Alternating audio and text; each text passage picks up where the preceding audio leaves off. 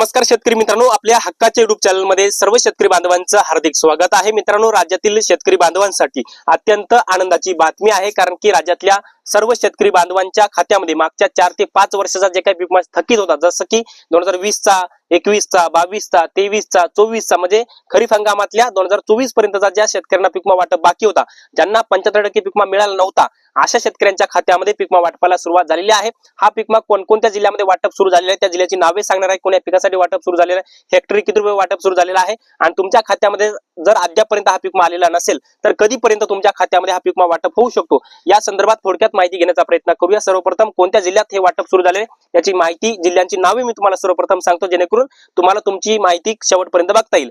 आणि याच्यामध्ये पहिला जिल्हा आहे बीड, त्यानंतर अहिल्यानगर, त्यानंतर सोलापूर जिल्हा, त्यानंतर नांदेड, बुलढाणा, धाराशिव, लातूर, परभणी, अमरावती, नाशिक, जळगाव, हिंगोली, यानंतर यवतमाळ, अकोला, वाशिम, वर्धा जिल्हा असेल, सांगली, नागपूर, चंद्रपूर, पुणे, नंदुरबार, भंडारा, गडचिरोली, पालघर, धुळे, सातारा हे जिल्हे, याचबरोबर ठाणे, रायगड, गोंदिया, कोल्हापूर, छत्रपती संभाजीनगर, जालना, सिंधुदुर्ग आणि रत्नागिरी या राज्यातल्या 34 जिल्ह्यातील शेतकऱ्यांचा 2020 चा खरीपाचा, 2021 खरीप, 2022 खरीपाचा, 2023 खरीपाचा आणि 2024 खरीपाचा, म्हणजे ज्या ज्या शेतकऱ्यांना जवळपास 2024 पर्यंत बऱ्याच साऱ्या जिल्ह्यामध्ये 25% अग्रिमच्या अधिसूचना जिल्हाधिकाऱ्यांनी काढल्या, आणि त्या अग्रिमच्या अधिसूचनेनुसार त्या शेतकऱ्यांना 25% अग्रिमचा सुद्धा पीक विमा भेटला।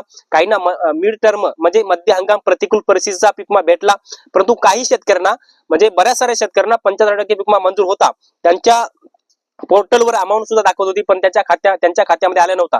काही शेतकऱ्यांना 75% भेटला, काही शेतकऱ्यांना भेटला नाही। मग ज्यांना 75% पीक विमा भेटला नव्हता, ज्यांचा मंजूर होता, अशा शेतकऱ्यांच्या खात्यामध्ये आता याचं वितरण व्हायला सुरुवात झालेली आहे। कालपासून शेतकऱ्यांच्या बँक खात्यामध्ये मेसेज यायला सुरुवात झाली आहे, त्यामुळे राज्यातील या सर्व शेतकरी बांधवांसाठी अत्यंत आनंदाची बातमी आहे। हा पीक विमा सोयाबीन असेल, मूग असेल, उडीद असेल, ज्वारी असेल, बाजरी असेल किंवा मक्का असेल, कांदा असेल किंवा सोयाबीन असेल, तूर असेल किंवा कपाशी असेल, या सर्व पिकासाठी वितरणाला सुरुवात झालेली आहे।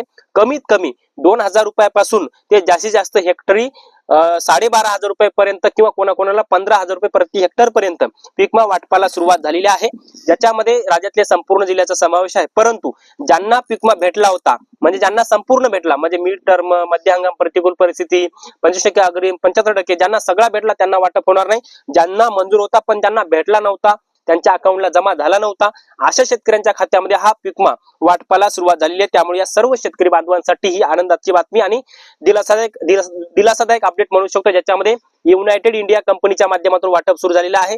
SBI लाईफ जनरल इन्शुरन्स कंपनीच्या माध्यमातून लातूर जिल्ह्यामध्ये वाटप सुरू झालेलं आहे। याचबरोबर Cholamandalam MS general insurance company लिमिटेडच्या माध्यमातून याचं वाटप सुरू झालेलं आहे। याचबरोबर ICICI लोंबार्ड या जनरल इन्शुरन्स कंपनी लिमिटेडच्या माध्यमातून याचं वाटप सुरू झालेलं आहे। याचबरोबर HDFC Ergo general insurance company लिमिटेडच्या माध्यमातून याचं वाटप सुरू झालेलं आहे, कारण की 2020 ते 2023-24 पर्यंत जवळपास 9 विमा कंपन्या विविध जिल्ह्यामध्ये कार्यरत होत्या, आणि या 9 विमा कंपन्यांच्या माध्यमातून या सर्व शेतकऱ्यांच्या खात्यामध्ये पीक विम्याचं वाटप वितरण सुरू झालेलं आहे। आणि ज्या शेतकऱ्यांना 75% पीक विमा वाटप बाकी होता, ज्यांना मंजूर होता, अशा शेतकऱ्यांच्या खात्यामध्ये वाटप सुरू झालेलं आहे। त्यामुळे शेतकरी बांधवांसाठी अत्यंत आनंदाची बातमी आहे। सर्वात जास्त पीक विमा हा 2023 चा आपण पाहायला गेलं तर अहिल्यानगर आणि सोलापूर जिल्ह्यामध्ये मंजूर झालेला होता।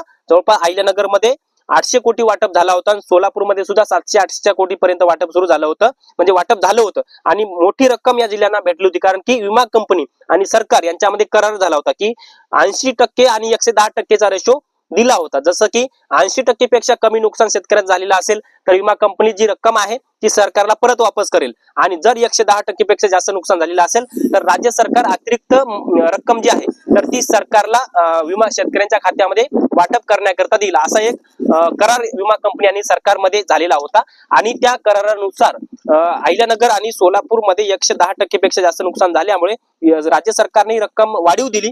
त्यानंतर आता जी वाढीव रक्कम जी आहे, ज्या शेतकऱ्यांना भेटली नव्हती, तर ती आता वाटपाला सुरुवात होणार आहे।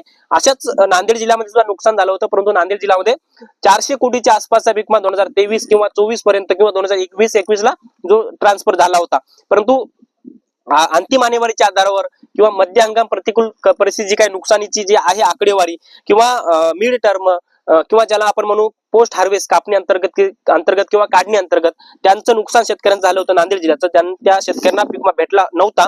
मग अशा शेतकऱ्यांच्या खात्यामध्ये वाटप सुरू झालेलं आहे किंवा जे काही अंतिम आणेवारीच्या आधारावर जे काढली जाते माहिती त्यानुसार मोठ्या प्रमाणामध्ये त्या शेतकऱ्यांना पीक विमा वाटप बाकी होतं. तर ज्यांना मंजूर होता पीक विमा, ज्यांच्या पोर्टलवर ज्यांनी चेक केलेला आहे, ज्यांच्या पोर्टलवर अमाऊंट दाखवत आहे, तर ती अमाऊंट त्यांच्या खात्यामध्ये वाटपाला सुरुवात झालेली आहे.